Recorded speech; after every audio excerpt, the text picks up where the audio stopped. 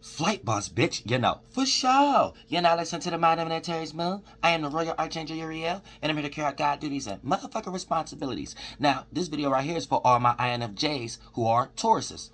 You know what I'm saying? Now, if you are a Taurus, now a lot of my INFJs, and especially my Taurus ones, a lot of you guys may not necessarily be into astrology, but a lot of you guys are going to slide into it one way or another. And with your practical mind, you're going to start to see certain energies that I'm getting ready to break down of how you was a hero and how you was getting drained. But when you was going through those early stages from birth, us being INFJs, being isolated and not even know that's what's going on at the moment. Being abandoned and not even know that's what's going on at the moment. So we're unsure based on what we're validated on, good or bad. But the energy of you being a Taurus and you being a fallen angel here, so you can rise and create a better atmosphere, I'm going to break down this live stream, this video right here to let you know how you was getting drained and the energy that you possess before you realized that you possessed it. And now that you're in a certain situation right now, you can see that it's relevant.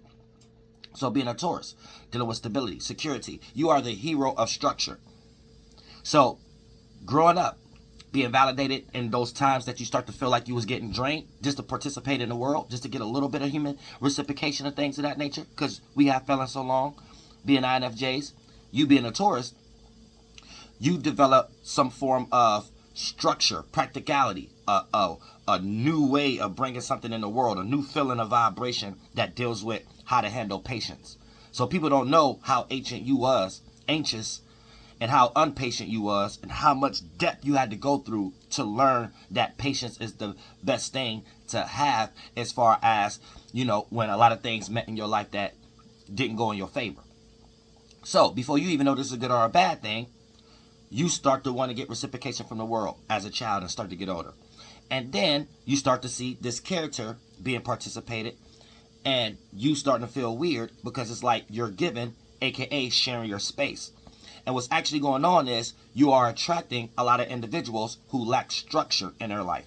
Whether they have other people in their life that even have a lot of structure, this person lack giving them the fulfillment, whether intellectually, psychologically, philosophically, or even action-wise. Whether this person had a parent or something like that that was structured, but probably wasn't some narcissism energy to not teach this person the structure.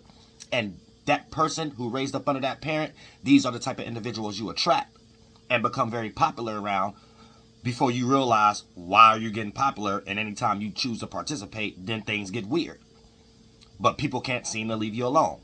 Because INFJs, we do our own thing, but for the most part, people still can't leave us alone. Where the average human, they do their own thing, and if they're lame, people just leave them alone and don't care. We have a problem where people can't leave us alone, though, also. So when it comes into this situation, this is where you're going to start feeling like where you was drained. Now that you know, you was drained for your structure qualities.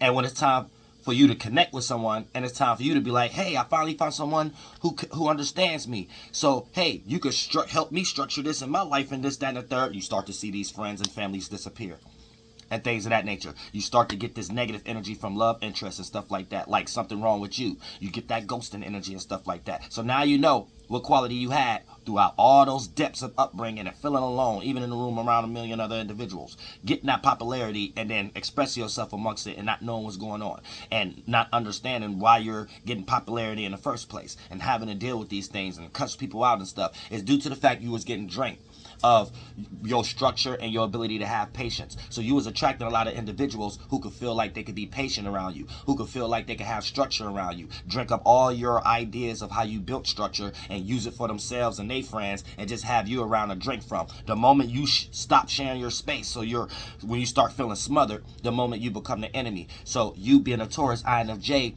you could be the angel or the demon of your own and others' structure, energy, and the ability to obtain patience in a sufficient manner. And to make it simple, you threaten others' structural concepts based upon whatever that they're into in society to help them feel comfortable building their life. You threaten that from them. And that's a Taurus INFJ.